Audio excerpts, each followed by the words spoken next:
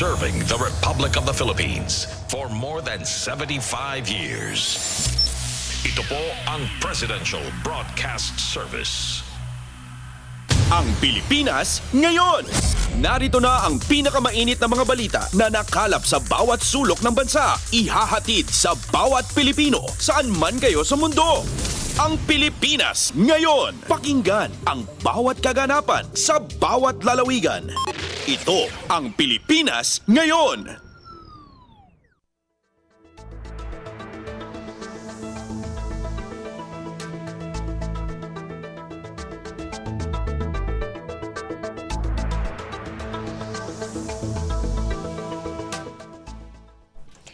Magandang araw sa ating mga tagapakinig. Welcome po muli sa ating programang Ang Pilipinas Ngayon.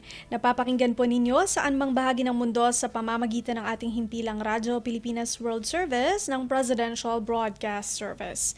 Napapakinggan po tayo sa mga sumusunod na shortwave frequency sa 9.960 MHz, 12.120 MHz, 15.190 MHz, sa ating pbsradio.ph website at sa ating official Facebook page, Radyo Pilipinas World Service. Ito po si Bea Gaza, samahan po ninyo ako sa kabuuan ng ating programa ngayong araw. Kapapalooban pa rin po ng mga mahahalagang balita mula dito sa ating bansa kasama na ang mga segmentong showbiz, business, sports at ang mga ulat mula sa iba't ibang rehiyon ng Pilipinas. Antabayanan po at sa inyo na sa ilang sandali ang kabuuan ng ating programang Ang Pilipinas Ngayon. Mga kaganapan sa Kamaynilaan at mga kalapit na lalawigan dito sa Ang Pilipinas Ngayon.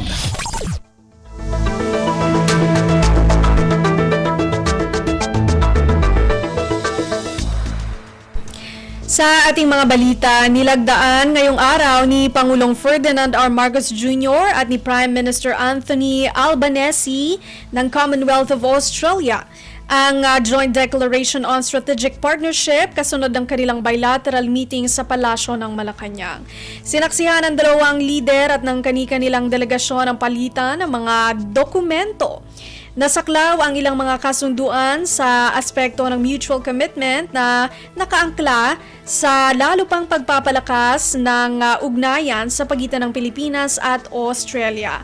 Ito ang kauna-unahang pagbisita ng Australian Prime Minister sa Pilipinas simula noong 2003. Ipinagdiwang ng dalawang bansa ang ika-75 taon ng bilateral relationship at diplomatic ties noong 2021. Matapos ang paglagda ni na Pangulong Marcos Jr. at Prime Minister Albanese ng kasunduan at Joint Declaration on Strategic Partnership, naghatid ang mga ito ng joint press statement. Pakinggan ang pahayag ni Pangulong Ferdinand R. Marcos Jr. sa isinagawang joint press statement. Prime Minister Albanese and I have engaged in comprehensive discussions during our bilateral meeting, which reaffirmed our shared commitment to peace, security, and the development in our region. Our talks covered a wide range of topics, from defense and security cooperation to economic and trade relations, from maritime affairs to sustainable developmental goals. It is heartening to find that our visions for the future are quite closely aligned, and our goals for regional stability and prosperity resonate strongly.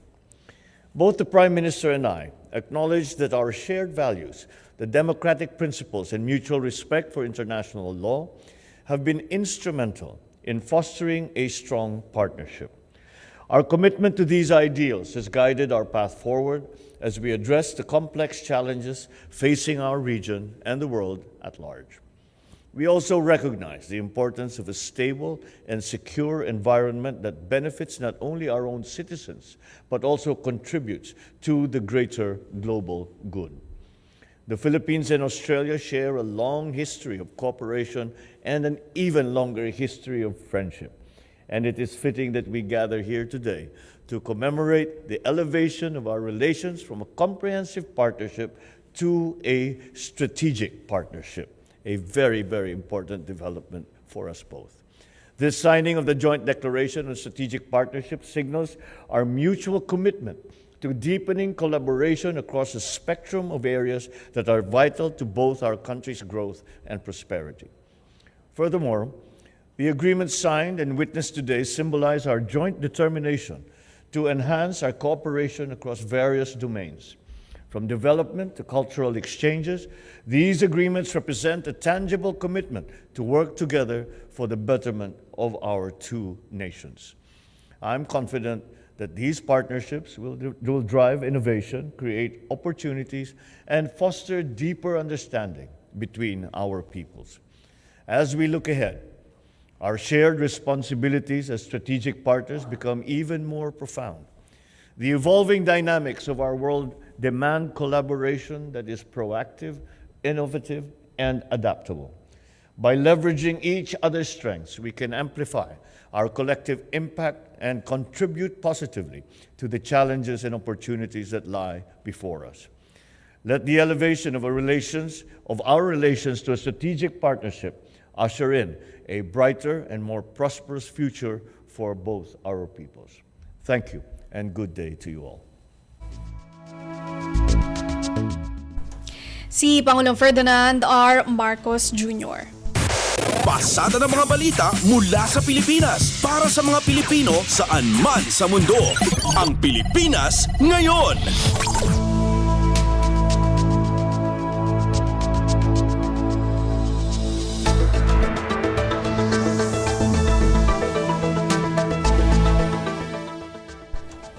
Iniulat ni Pangulong Ferdinand R. Marcos Jr. ang isang mabungang partisipasyon sa 43rd ASEAN Summit and related summit sa Jakarta, Indonesia.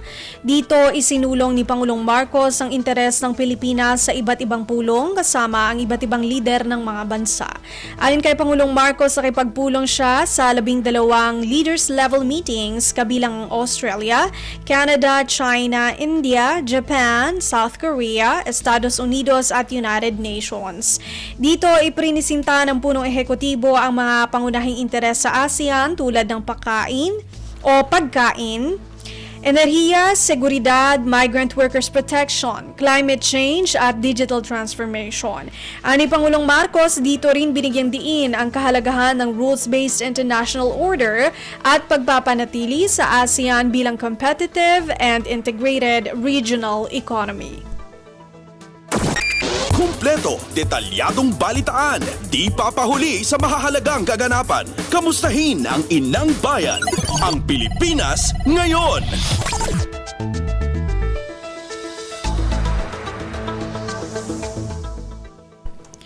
Iniulat din ni Pangulong Ferdinand R. Marcos Jr. sa kaniyang pagbabalik sa Pilipinas ang naiuwi niyang $22 milyong na halaga ng pamumuhunan mula sa malalaking kumpanya sa Indonesia. Ang mga kumpanya ay mga eksperto sa animal health, artificial intelligence o AI at digital connectivity. Ayon kay Pangulong Marcos, ito ang mga larangan na malaki ang ambag sa muling pagbuhay ng ekonomiya, lalo na ang agrikultura at digital economy. Kumpleto, detalyadong balitaan, di papahuli sa mahahalagang kaganapan. Kamustahin ang inang bayan, ang Pilipinas ngayon.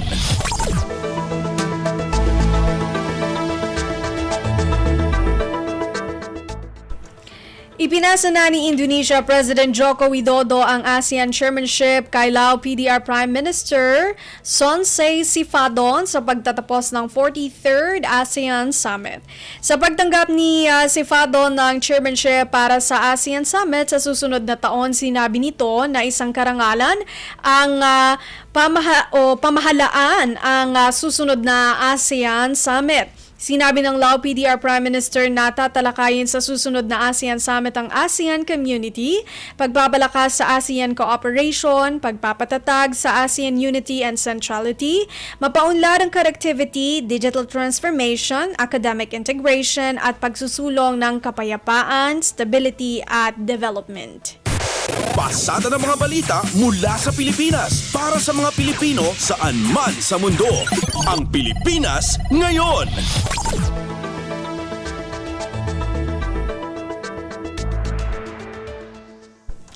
Senador Sani Angara, tiniyak na magiging mabusisi ang Senado sa pagbibigay ng Confidential and Intelligence Funds o CIF sa mga ahensya ng gobyerno. Narito si Nympha Asuncion.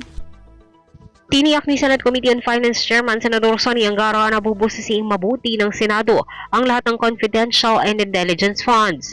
Sinabi ito ng Senador kasabay ng pagsasabing may magandang punto si dating Senador Frank Henry Loan sa pagsasabing dapat higpitan at limitahan ng mga mambabatas ang paglalaan ng CIF sa mga ahensyang nakatutok lang dapat sa security at peacekeeping intelligence operations. Ayon kay Angara, inisyal na hakbang na sa paghihimay ng maigi ng Senado sa CIF ang naging pagpupulong ng Select Oversight Committee on Intelligence and Confidential Funds ng Senado. Sa naging inisyal nilang pagpupulong, nabuon na niya ang magiging rules ng komite at nasilip na rin ang report sa paggamit ng CIF na isinumite ng ilang ahensya ng gobyerno. Binigyang diin ng Senate Committee on Finance Chairman na conscious sa mga mambabata sa mataas na kapulungan na dapat limitahan ang paggamit ng ganitong klase ng pondo at hindi lahat ng ahensya ay nararapat na mabigyan nito.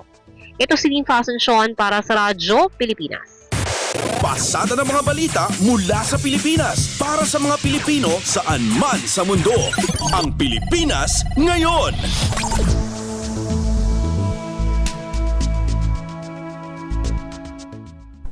Nilinaw ng Department of Agriculture na may sapat na basehan at dumaan sa masusing pag-aaral ang itinakdang price cap sa bigas na nakapaloob sa EO39. Ayon kay DA spokesperson Attorney Willie Ann Angsi, maraming factors ang ikinonsidera bago aprobahan ang 41 pesos na kada kilo para sa regular milled rice at 45 pesos naman sa kada kilo ng well-milled rice. Anya, binalanse sa desisyon ang input cost ng mga magsasaka at kung magiging abot kaya ba ito ng consumers. Paliwanag pa ni Attorney Angsi, hindi lang ang DA ang nagdesisyon sa price ceiling dahil nagmula ito sa rekomendasyon ng National Economic and Development Authority o NEDA, Department of Trade and Industry o DTI at Price Coordinating Council. Kaugnay nito, sinabi ni Attorney Angsi na pansamantala lang naman ang pagpapatupad ng price cap at ito ay transitory measure lamang upang mapigilan ang lalong paglobo ng presyo nito sa merkado. Kumpleto, detalyadong balitaan, di papahuli sa mahahalagang kaganapan. Kamustahin ang inang bayan, ang Pilipinas ngayon.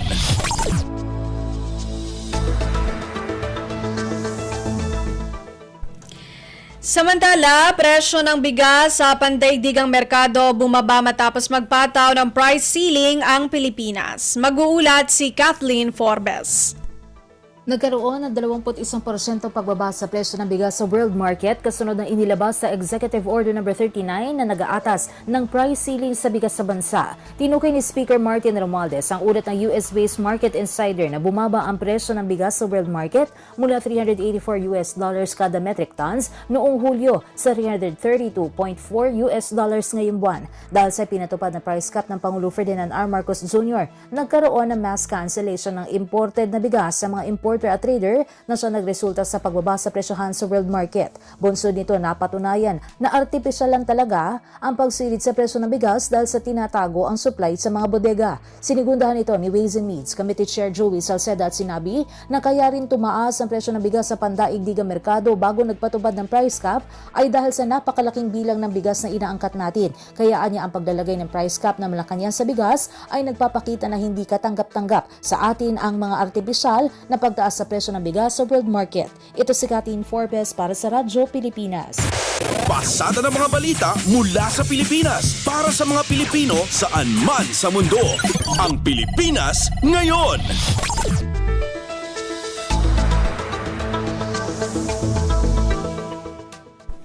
Inihayag ng Sugar Regulatory Administration o SRA na umayos na ang presyo ng asukal sa bansa. Ayon kay SRA Acting Administrator Pablo Luis Ascona, bumaba ang presyo ng asukal sa 85 hanggang 110 pesos. Sinabi ni Ascona na ito na ang presyo mula pa noong Pebrero hanggang ngayong buwan. Anya, ganito na rin ang naging presyo sa farm gate kung saan parehong raw at refined sugar ay nagkakahalaga ng 60 pesos kada kilo o 3,000 piso kada sako na may 50 kilong bigat. Gayunpaman, marami pa rin ang umaapela sa SRA na mas babaan pa ang presyo ng asukal sa farm gate kahit stable na ang presyo ng mga bilihin sa palengke. Pasada ng mga balita mula sa Pilipinas para sa mga Pilipino saan man sa mundo. Ang Pilipinas Ngayon.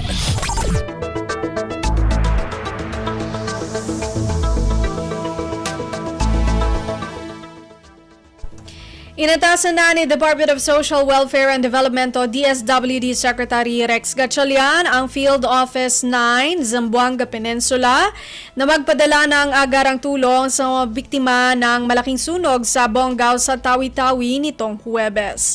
Ayon sa DSWD, nasa higit 100 kabahayan ang natupok habang 1,000 individual ang naitalang naapektuhan ng sunog na umabot sa ikatlong alarma. Dahil dito, nagbigay na ng direktiba si Secretary Gatchalian kay Regional Director Ridwan Hajimudin na makipag-ugnayan sa Bonggao LGU para sa ipapadalang food at non-food items o FNFI. Sa ulat naman ng FO9, nakapaghanda na ito ng 1,000 family food packs o FFPs, 1,000 sleeping kits, 1,000 family kits, 1,000 hygiene kits at 150 modular tents.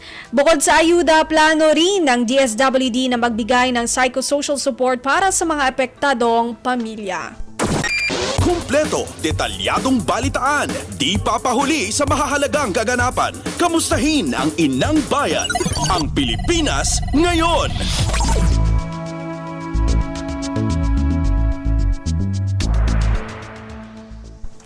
Ipinagmalaki ni Department of Interior and Local Government o DILG Secretary Benhur Abalos ang epektibong paggastos ng ahensya sa kanilang pondo matapos na maabot ang 78% na budget disbursement para sa unang bahagi ng 2023. Ayon sa kalihim, katumbas ito ng 139.3 bilyong piso na nagamit ng pondo ng ahensya mula sa 141.2 bilyong piso na pondong nakalaan para sa unang semestre ng taon. Sa pagharap ng kalihim sa 2024 budget hearing sa Kamara, iniulat nitong 123.5 bilyong pisong pondo ang napunta sa personal services, 15.642 bilyong piso sa maintenance and other operating expenses o MOOE at 2.55 bilyong piso naman sa capital outlay. Samantala, sa ilalim naman ng 2024 budget proposal ng DILG, nasa 7 bilyong piso ang alokasyon para sa capital outlay na target ilaan sa dagdag na information at technology equipment sa ilalim ng Information System Strategic Plan. Konstruksyon ng DILG Regional Offices sa Region 4B, 6 at 2 fire stations, jail facilities, police stations, classrooms at dormitories at pabili ng karagdagang motor vehicles at fire trucks. Pasada ng mga balita mula sa Pilipinas para sa mga Pilipino saan man sa mundo. Ang Pilipinas Ngayon.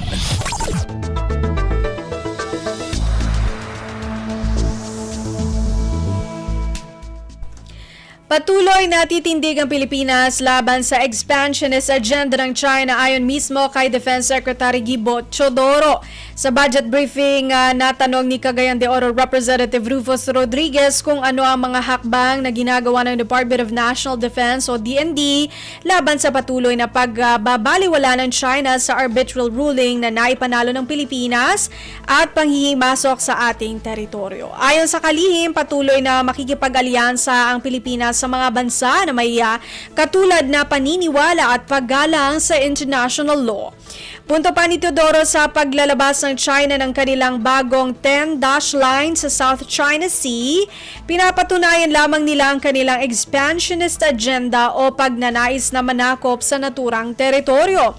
Sa naunang interpelasyon naman ni Kabataan Party List Representative Raul Manuel, sinabi ni Teodoro na mananatili ang kaniyang posisyon para sa isang independent foreign policy ng bansa.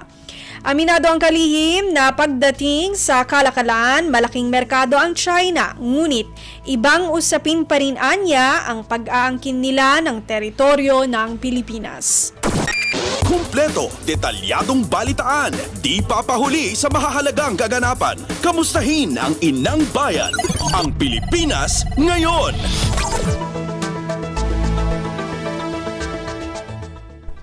Inatasan na ni Land Transportation Office o LTO Chief Assistant Secretary Attorney Vigor Mendoza II ang lahat ng LTO na mag-issue ng guidelines hinggil sa extension ng driver's license.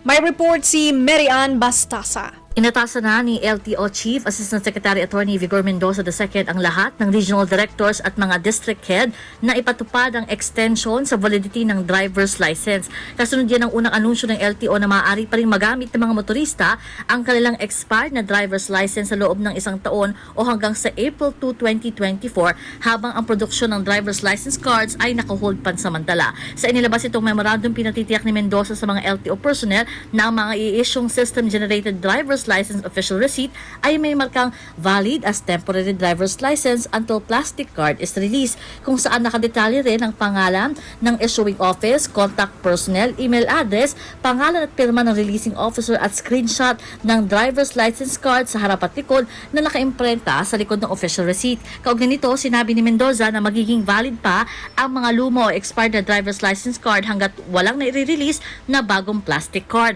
Sa ngayon, nagtutulungan naman niya ang DOTR at LTO para matugunan na ang backlog sa driver's license cards. Ito si Marian Bastasa para sa Radyo Pilipinas. Pasada ng mga balita mula sa Pilipinas para sa mga Pilipino saan man sa mundo. Ang Pilipinas ngayon.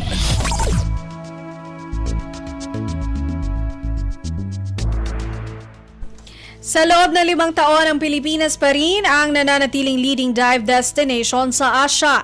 Ginawa ng World Travel Awards sa Pilipinas bilang Asia's leading dive destination.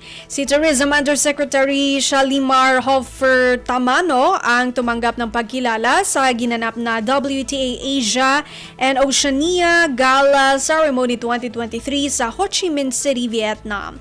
Ayon kay Tourism Secretary Cristina Frasco, ang katagumpayan na ito ay nagpapakita ng hindi matatawarang ganda at mega biodiversity ng ating bansa na kinagigiliwan ng mga diver at turista sa buong mundo.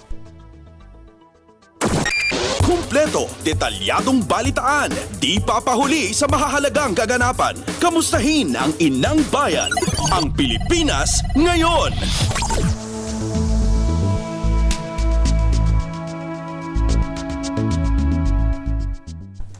At yan ang ating nakalap ng mga national news. Narito naman po ang mga balita mula sa ating mga kasamahan sa iba't ibang mga rehiyon dito sa ating bansa para sa ating regional news ngayong araw na ito.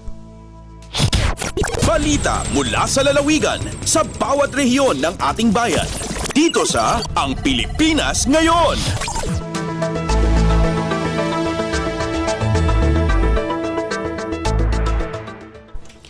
Employees Compensation Commission nagsagawa ng 3 araw na training sa Pangasinan ukol sa Employees Compensation Program. Si Ricky Kasipit mula sa RP Dagupan para sa balita.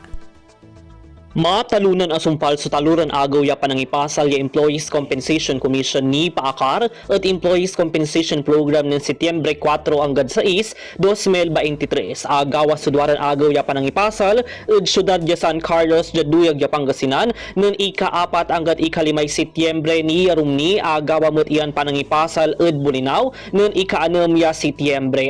Kidaulo iray Technical Vocational Institution tansari barangay official ya Duyag ya Pangasinan sayan panangipasal. Diyan pa na maglituyan training in pakabat ya ECC so programa tan benepisyo na aladari empleyado aka-experience iray work-related a sakit o injury. Unong at ECC makalay empleyado a benepisyo sickness and disability benefits, medical benefits, carers allowance, rehabilitation services, tan death o burial a benepisyo. Di paglabat kunoan na antaan tan nakapatandaray ordinaryon empleyado so karapatan tan benepisyo na awat no wala ray makapoy yan nagagawaad si Kara. Manlalapod yan RP Dagupan City, Pangasinan, ay si Ricky Kasipit para sa Radyo Pilipinas World Service.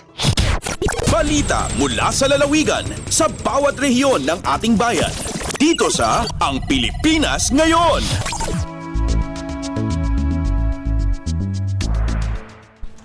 Maraming salamat, Ricky Kasipit. Lingkod Bayan at your service na magtatampok ng iba't ibang serbisyo ng mga ahensya ng pamahalaan isinasagawa sa Bontoc bilang isa sa mga aktibidad sa paggunita sa ika-123 Philippine Civil Service Anniversary. Ang detalye mula kay Donna Kawis Balyo ng RP Bontoc. Madamati pa nakaangay itang aldaw ti Biyernes ti Lingkod Bayan at your service dito'y Provincial Plaza Bontoc kasmay sa kadagiti aktibidad iti selebrasyon ti maika 123rd Philippine Civil Service Anniversary wenno PCSA. Naduma-duma a serbisyo ti ijaya dagiti ahensya ti gobyerno para kadagiti empleyado. Sigon iti CSC ti TESDA ket agisayangkat iti libre apukis, manicure, pedicure ken masahe. PhilSys ID registration met ti ijaya ti Philippine Statistics Authority. Libre a legal services ti Integrated Bar of the Philippines Mountain Province Chapter. Adamat lang ti outreach services nga ited ti Pag-ibig Fund DTI kenda dumapay nga ahensya. Maisayangkat pa ita nga aldaw ti dugtong buhay handog ng Lingkod Bayan PCSA bloodletting activity. Dadu mga aktibidades iti PCSA ita bulan ke tree planting inton September 14 ken inton September 22 ada ti outreach program para kadagiti estudyante iti sulinak nga eskwelaan sa Jai Besau. Narpus na DCRA Bontoc. Saon, Donna Kawis Balyo para sa Radyo Pilipinas World Service. Balita mula sa lalawigan sa bawat rehiyon ng ating bayan. Dito sa Ang Pilipinas Ngayon. Maraming salamat, Donna Kawis Balyo. Distribusyon ng fertilizers o abono sa mga magsasaka ng Tabuk City sa pamamagitan ng fertilizer discount voucher isinagawa ngayong linggo. Narito si Amelia Bumatnong ng RP Tabuk. Naisayangkat iti distribusyon iti abono kadagiti mannalon iti syudad ti Tabuk babaan iti fertilizer discount voucher a programa iti Department of Agriculture nga indulwan iti DA Car ken Kalinga ken dadum of fertilizer merchants iti ika-6 nga aldaw iti Setyembre itataatawan. Sigon ken April Rose Dayaw iti Department of Agriculture Kalinga nasurok nga indi magasot iti mabenepisyaran iti programa dito syudad a pakairamanan iti nasurok 30 a barangay a napundoan iti nasurok at 2.5 billion pesos. Sigon pay kini si Dayaw, malaksid iti ahensya, timulong dagiti fertilizer merchants a nagwaras kadagiti abono. Kabayatan na, dagiti benepisyaryo iti programa kadagiti mannalon nga adaan talon na asaan ang humato iti 2 hektarya. Ken dagiti naikkan iti voucher kat nagdalan iti RSBSA wenno registration and updating iti Department of Agriculture nga in-forward iti region. Kastamot nga adapay sumaruno a batch a maikkan iti abono ditoy syudad. Manipod dito'y DZRK Tabuk City, Amelia Bumatnong para iti Radyo Pilipinas World Service. Balita mula sa lalawigan sa bawat rehiyon ng ating bayan. Dito sa Ang Pilipinas Ngayon.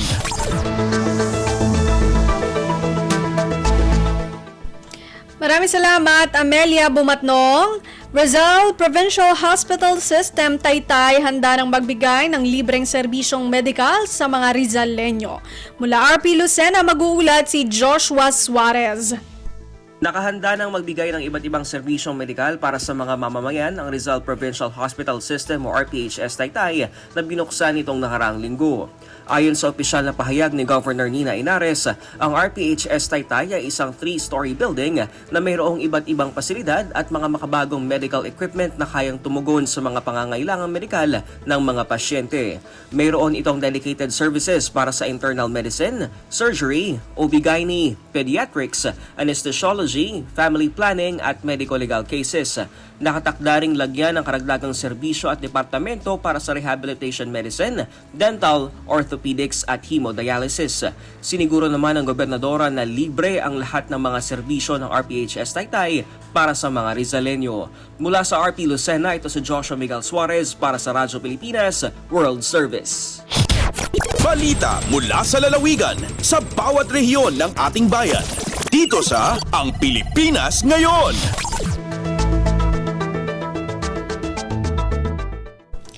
Maraming salamat, Joshua Suarez.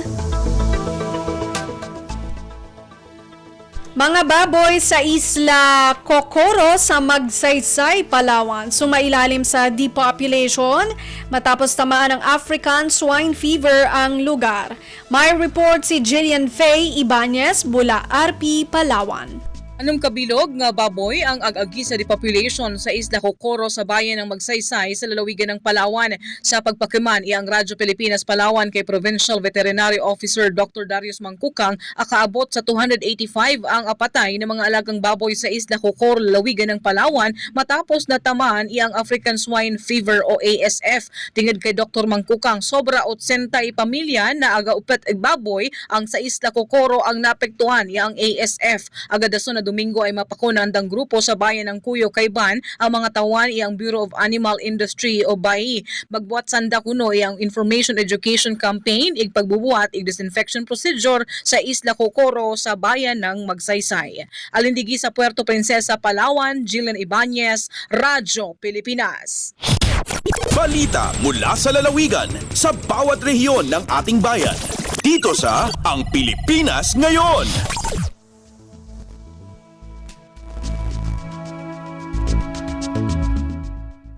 Maraming salamat kay Jillian Faye Ibanez. Tatlong Mura Buffalo Bulls tinanggap ng LGU Borongan mula sa DAPCC. Magbabalita si Sok Aberia ng RP Borongan. Kinarawat ang lokal nga pamunuan ng siyudadan Borongan intulo nga Bulgarian Mora Buffalo Bulls tika nga Department of Agriculture Philippine Carabao Center DAPCC ang naglabay nga simana.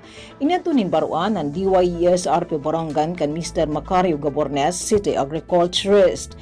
Samala kan Mr. Gabornes, ininsuportahan DAPCC ay gimpapatuman nga genetic accession and transfer of amended stocks o gatas of Carabao program ang lokal nga pamunuan ng syudad nga ipinaagi ton City Agriculture Office. Ginklaro pa ng City Agriculturist nga nasabi nga Buffalo Bulls and diretsyo ang igintubyan ng irabuhatan hatulo nga ball loan handler sa syudad ilaro man iging papatuman nga ball loan program han PCC. Tika nga syudad han Borongan, Sok Aberia, Radyo Pilipinas World Service. Balita mula sa lalawigan sa bawat rehiyon ng ating bayan. Dito sa Ang Pilipinas Ngayon. Maraming salamat, Sok Aberia. Dumako naman tayo sa RP Calbayo groundbreaking ceremony para sa gagawing mga proyekto sa munisipyo ng Gamay, Northern Samar, isinagawa. Narito si Charmaine Perito. Gindumaro sa Setyembre 5 sa Barangay Bangon, Gamay, Northern Samar ang groundbreaking ceremony para sa pagbubuhaton nga proyekto sa ilarom sa Local Government Support Fund, Support to Barangay Development Program LGSF SBDP.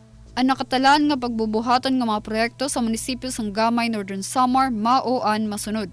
Construction of Farm to Market Road at Barangay Bangon, construction of Farm to Market Road at Barangay Kadakan, rehabilitation and improvement of supply system at Barangay Kadakan, construction of Farm to Market Road at Barangay GM Ucias, opening with concreting of Farm to Market Road at Barangay Lunoy, opening with concreting of Farm to Market Road at Barangay Luneta, opening with concreting of Farm to Market Road at Barangay Rizal, ngan opening with concreting of Farm to Market Road at Barangay Hinugawi.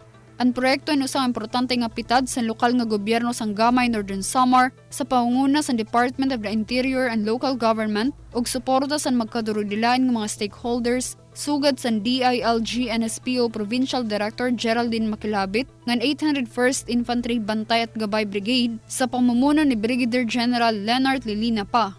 Tikang sa Radyo Pilipinas Calbayog, Charmaine Perito para sa Radyo Pilipinas World Service. Balita mula sa lalawigan sa bawat rehiyon ng ating bayan. Dito sa Ang Pilipinas Ngayon.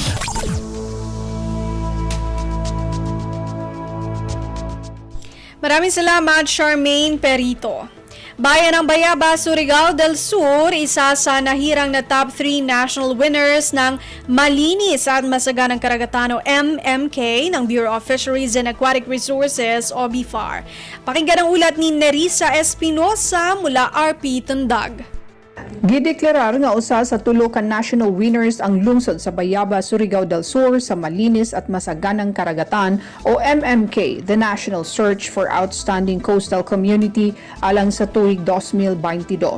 Ang nahisgutang pa-contest sa Bureau of Fisheries and Aquatic Resources o BFAR may usa sa banner program sa ahensya nga nagahatag og mga insentibo sa maayong pagdumala o kalampusan sa pagmentenar sa mga rekurso sa kadagatan sa nagkadaiyang mga kalungsuran og syudad.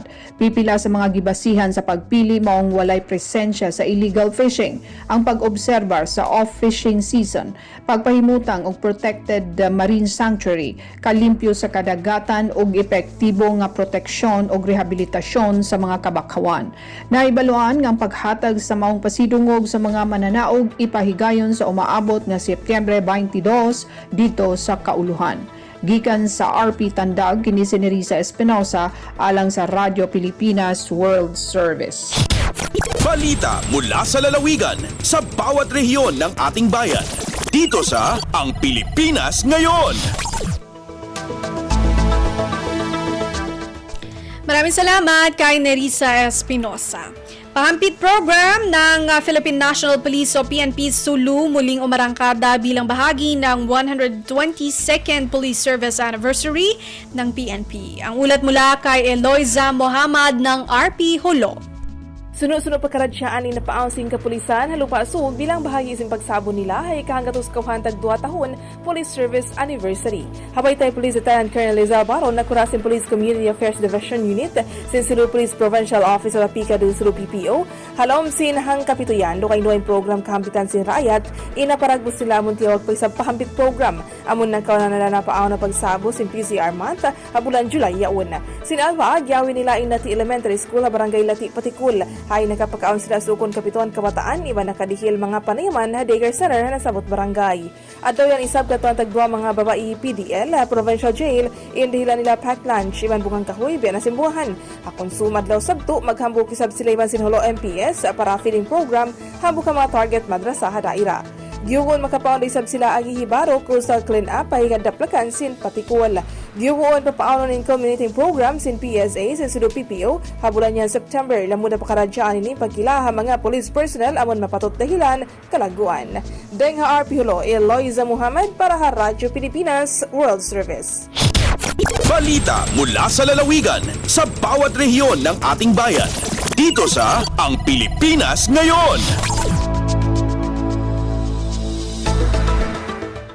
Maraming salamat, Eloisa Mohamad. Narinig po ninyo ang kabuuan ng mga balita mula po sa iba't ibang lalawigan dito sa Pilipinas sa pamamagitan po ng ating regional news. Samantala, susunod naman po ang ating balitang negosyo at kalakalan at balitang pampalakasan. Ihahatid sa atin iyan ni Leo Magpayo. Lagay ng ekonomiya, kalakalan, negosyo at iba pa. Atin ang alamin dito sa Ang Pilipinas Ngayon.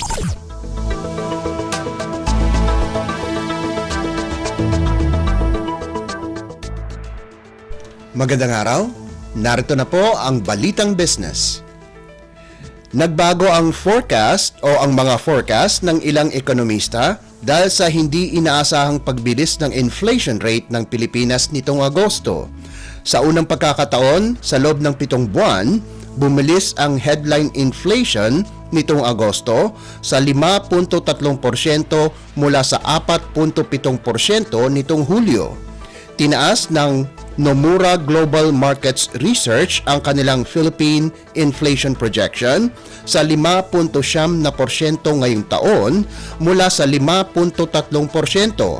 Tinaas din nila ang kanilang 2024 inflation forecast sa 3.6% mula sa 3.1%. Binago rin ng Global Source Partners ang kanilang inflation forecast para sa taong ito sa 5.8% mula sa 5.5% na inaasahan nila ngayong Agosto. Para naman sa Pantheon Macroeconomics, mula sa 5.4% ay ginawa na nilang 5.6% ang kanilang inaasahang inflation para sa kasalukuyang taon at 2.8% mula sa 2.6% para sa taong 2024. Gayon din ang Citigroup Incorporated kung saan tinaasan nila ang inaasahan nilang inflation ngayong taon sa 5.6% mula sa 5.4%.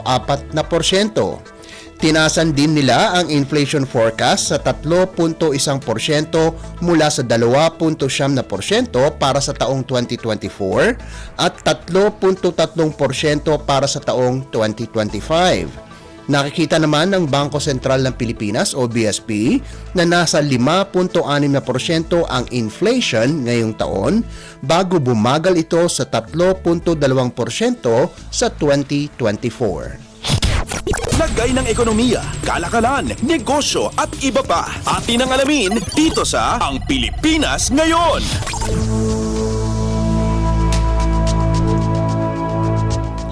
Mahigpit na susundin ng Securities and Exchange Commission o SEC ang 45 araw na pagproseso ng Initial Public Offerings o IPOs para palakasin ang capital market ng bansa.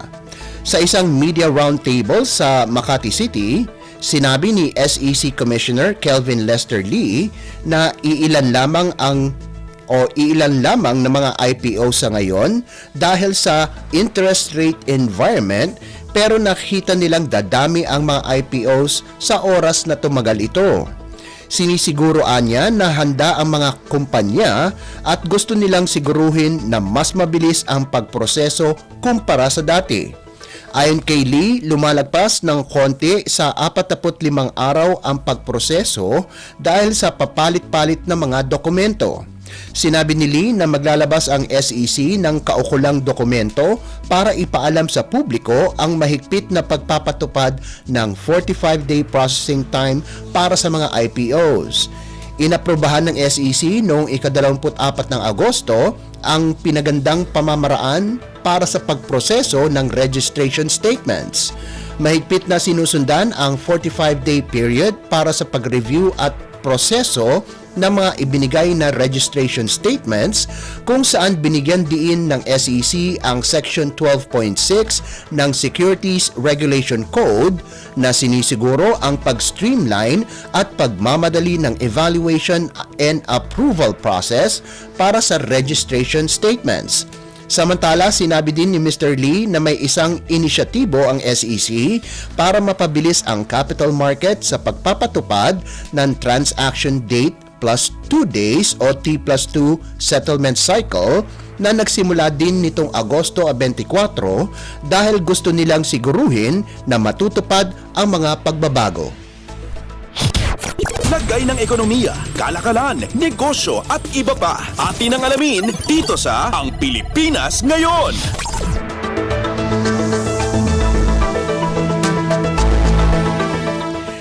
Naghahanap ng mga posibleng kasosyo ang Bases Conversion and Development Authority o BCDA sa Japan para gumawa ng mga proyekto sa ilang lugar sa Clark, Pampanga.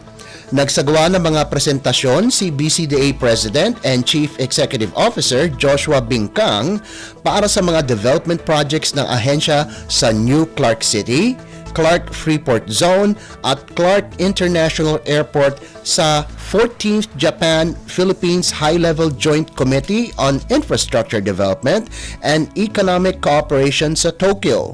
Sa isang pahayag, sinabi ni Bingkang na ang mga proyekto na iprinesenta ng BCDA ay ang 100-hectare mixed-use Clark Central Business District, 35-hectare residential complex sa New Clark City sa Tarlac at ang 22-hectare Clark International Convention and Exhibition Complex.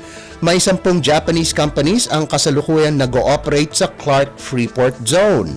Kasosyo ng BCDA ang Overseas Infrastructure Investment Corporation, Nippon Koei and Keio University, Kansai Electric Power Company Incorporated, Chubu Electric Power, Marubeni Group, New Energy and Industrial Technology Development Organization at ang Zenmove Incorporated para sa iba't ibang proyekto sa Clark. Lagay ng ekonomiya, kalakalan, negosyo at iba pa. Atin ang alamin dito sa Ang Pilipinas Ngayon.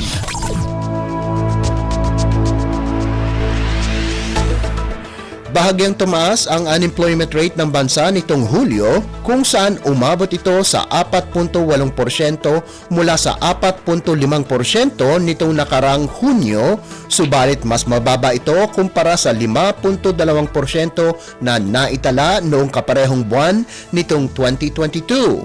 Katumbas ito ng 329 na libong individual na walang trabaho. Base sa ipinalabas na datos ng Philippine Statistics Authority o PSA nitong Biyernes, employment rate para sa buwan ng Hulyo ay naitala sa 75.2%. Mas mataas ito kumpara sa Hulyo taong 2022 na 74.8%, subalit mas mababa noong Abril ngayong taon na nasa 75.5%. Ang bilang ng mga underemployed o mga may trabaho na nagsabi na gusto nila ng karagdagang oras na trabaho sa kanilang pinagtatrabahuhan o magkaroon ng isa pang trabaho o magkaroon ng trabaho na mas mahaba ang oras ay nagrehistro ng 7.1 milyon kung saan lumalabas na 15.7% ang underemployment rate.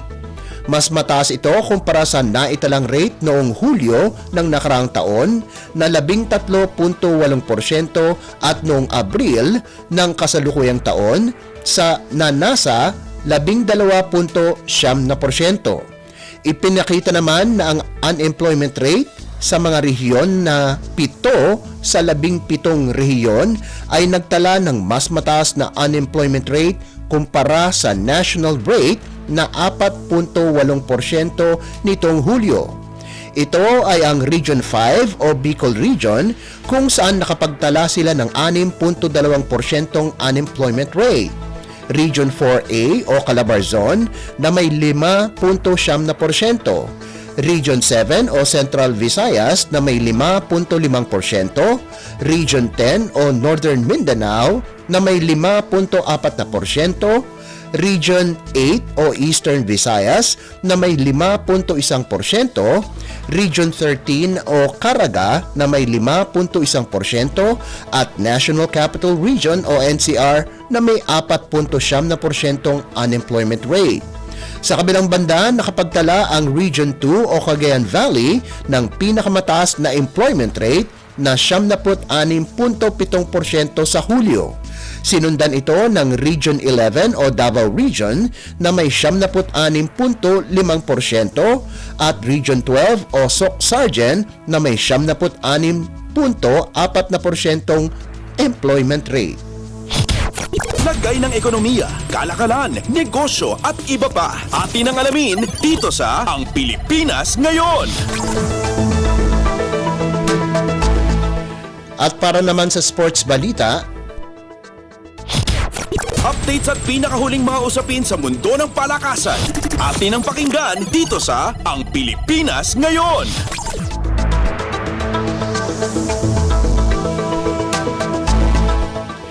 Hinirang na bagong head coach ng Gilas Pilipinas si Tim Cone na lalahok sa darating na Asian Games sa Hangzhou, China.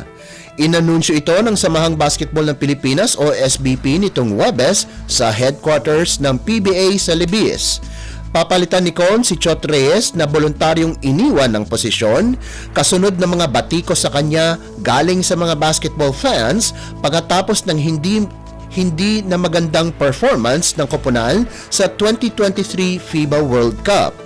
Ginawa ang anunsyo ng SBP at PBA pagkatapos ang emergency meeting sa pagitan ni SBP President Al Panlilio, PBA Commissioner Willie Marshall at League Chairman Ricky Vargas, kasama na din ni San Miguel Corporation Sports Director Al Francis Chua. Bago nito, sinabi ng Philippine Olympic Committee o POC na inabisuhan nila ang Hangzhou Asian Games Organizing Committee o HAGOC na posibleng magbago ang roster ng ilang national team kasama na ang Gilas. Nagsumite ang POC sa HAGOC ng inisyal na listahan ng lineup ng Gilas bago pa man ang deadline ng entry by names noong ika-25 ng Hulyo, subalit marami ang nagbago simula noon. Updates at pinakahuling mga usapin sa mundo ng palakasan. Atin ang pakinggan dito sa Ang Pilipinas Ngayon.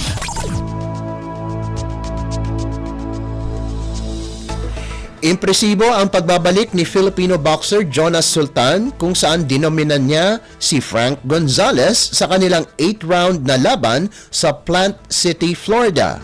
Lumabas si Sultan nang walang senyales ng kalawang kung saan nagsimula siya ng agresibo at napabagsak si Gonzalez 2 beses sa kanilang junior featherweight na laban na ginanap sa White Sands Event Center.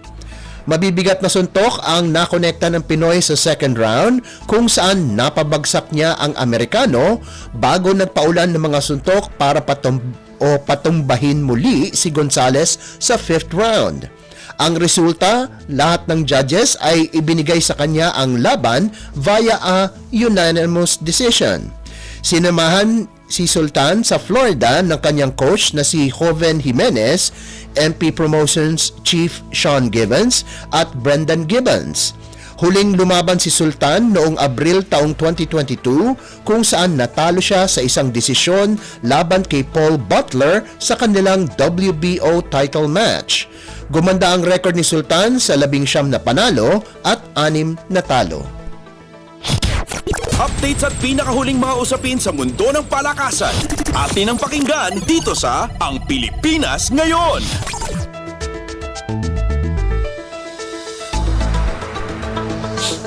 Pinakabagong Filipino volleyball player si Gia De Guzman na dadalhin ang kanyang talento sa ibang bansa. Dito nagtatapos ang 6 na taong paglalaro ni De Guzman sa Creamline Coal Smashers sa Premier Volleyball League o PVL kung saan nakakuha siya ng 6 na kampyonato at 8 Best Setter Award kasama na ang 4 na tropeo bilang Finals MVP. Pumirma sa First Division ng V-League sa Japan ang multi-awarded setter at kinumpirma ito mismo ng koponan. Panglima si Guzman sa mga pumirma sa V-League Club pagkatapos ni Jaja Santiago, dating Saitama at ngayon nasa JT Marvelous na, Dindin Santiago Manabat sa Toray Kurobe, Brian Bagunas at Mark Espejo na parehong naglaro para sa Oita Miyoshi. Kinumpirma ni De Guzman ang pagpirma niya sa Denso bago magsimula ang 2023 PVL Invitational Conference kung saan tinulungan niyang makaabot ng finals ang Creamline. Natalo sila sa Japanese guest team na Kurashiki Ablaze sa isang 5-setter sa championship match. Ayon sa Denso, sasamahan ni De Guzman ang koponan na pumuwesto ng pang-anim sa 2022 to 2023 season na may 14-19 record. Susuotin niya ang number 11 para sa Denso. Bukod kay De Guzman, ang iba pang Filipino volleyball players na makikita sa aksyon ngayong taon ay sina Santiago para sa JT Marvelous, Bagunas na maglalaro para sa win streak sa Taiwan, Espejo sa Incheon, Korea, MJ Phillips sa Gwangju, Korea at si Iris Tolenada sa GS Caldex sa Seoul, Korea. Updates at pinakahuling mga usapin sa mundo ng palakasan. Atin ang pakinggan dito sa Ang Pilipinas Ngayon.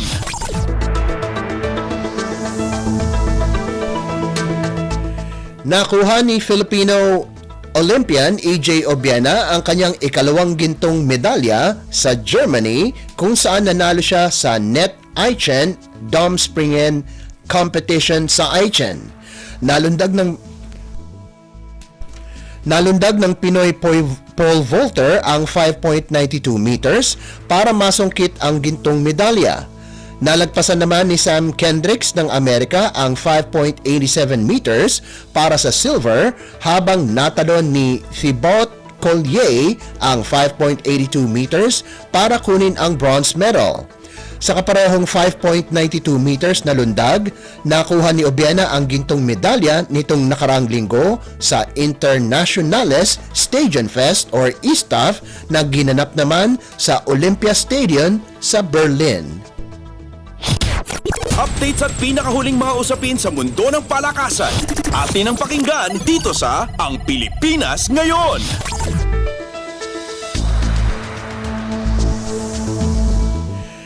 At yan ang pinakahuling balita sa larangan ng palakasan. Para sa Radyo Pilipinas World Service, ito po si Leo Magpayo. Magandang araw. Updates at pinakahuling mga usapin sa mundo ng palakasan. Atin ang pakinggan dito sa Ang Pilipinas Ngayon.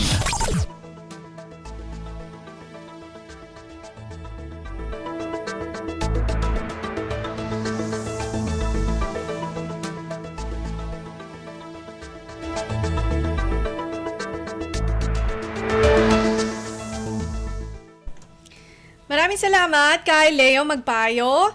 Iyan po ang ating balitang negosyo at kalakalan at balitang pampalakasan para sa araw na ito. Ngayon naman dumako tayo sa showbiz balita. Alamin natin ang mga chismis mula sa mundo ng showbiz sa pamamagitan po ng ating kasamang si Jerome Toledo. Ang latest, ang hottest sa showbiz and entertainment. Heto na sa Ang Pilipinas Ngayon.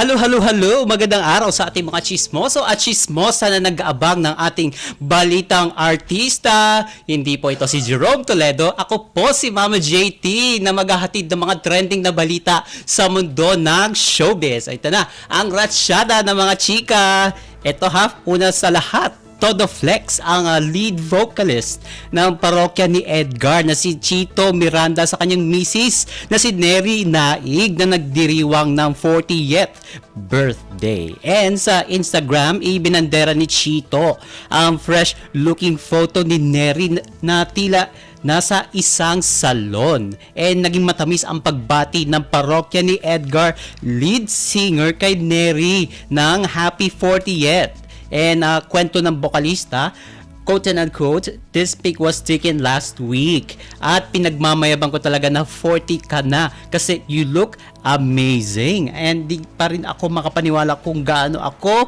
kaswerte. At pinakasalan ako ng ganito kagandang babae. And patuloy ni Chito, sobrang ganda, sobrang bait, sobrang sweet, at sobrang kulit. Tapos in love sa akin. And going stronger na at 40 ang asawa ni Chito. And excited rin ito na tumanda na magkasama naman.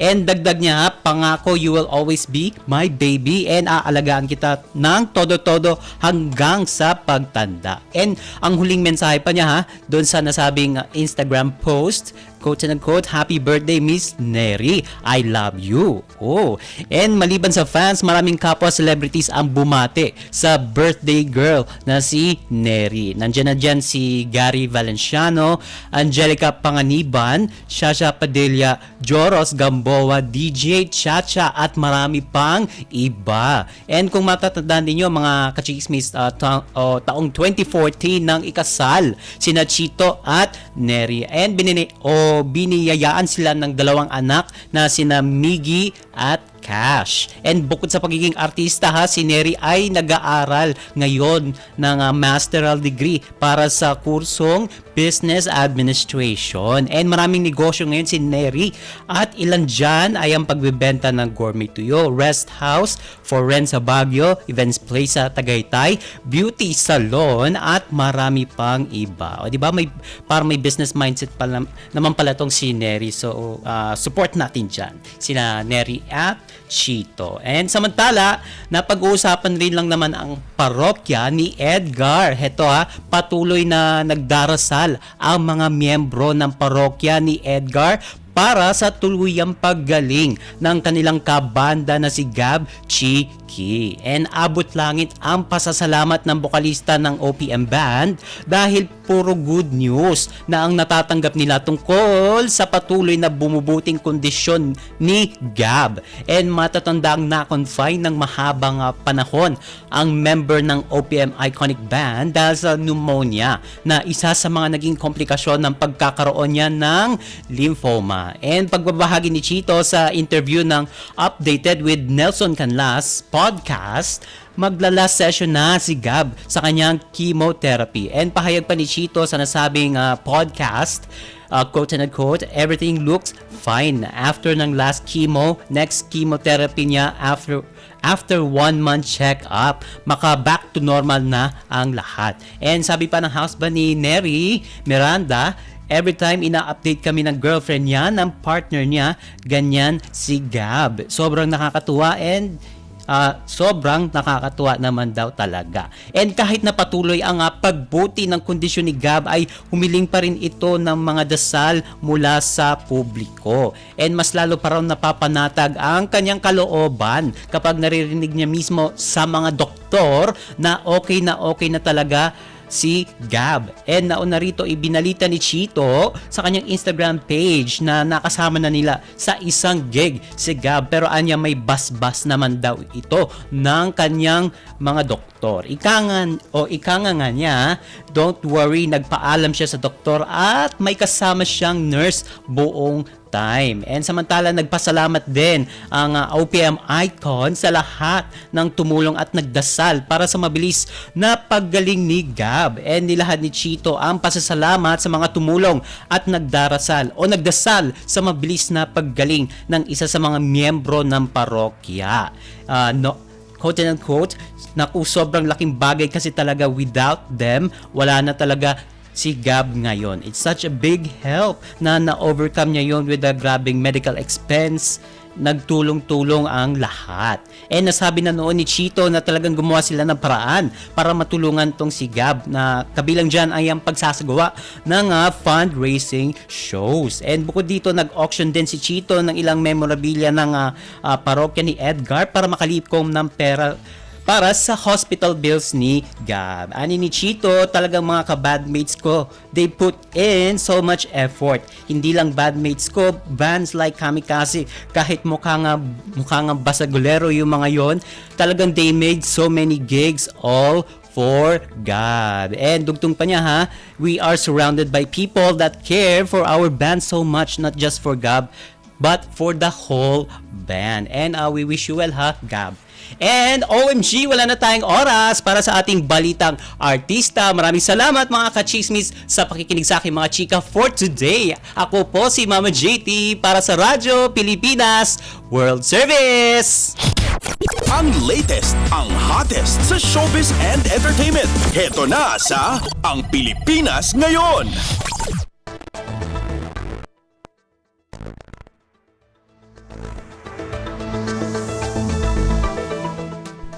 Maraming salamat kay Jerome Toledo para sa ating showbiz balita ngayong araw na ito. Narinig po ninyo ang kabuuan ng ating programang Ang Pilipinas Ngayon. Maraming salamat sa ating mga nakasama sa technical side, kina Milo Jonella, Susan Aison at Anthony Pimentel. Maraming salamat din sa ating executive producer, Steph Vicente at Jerome Toledo, at sa mga nagulat mula sa iba't ibang lalawigan ng ating bansa para sa ating regional news. Maraming salamat kay Leo Magpayo na naghatid sa atin ng ating balitang negosyo at kalakalan at balitang pampalakasan, kay Jerome Toledo para sa showbiz balita, at kay Erwin Peñano na nakaagapay sa atin sa ating Wirecast. At maraming salamat din syempre sa ating station manager, Mr. Ray Sampang. Hanggang sa susunod na edisyon ng ating palatuntunang Ang Pilipinas Ngayon, ito po si Bea Gaza. Magandang araw. At yan ang Pilipinas Ngayon. Muling samahan si Ben Blones sa parehong oras at alamin ang pinakahuling mga kaganapan at balita saan man kayo naroon. Ang Pilipinas Ngayon.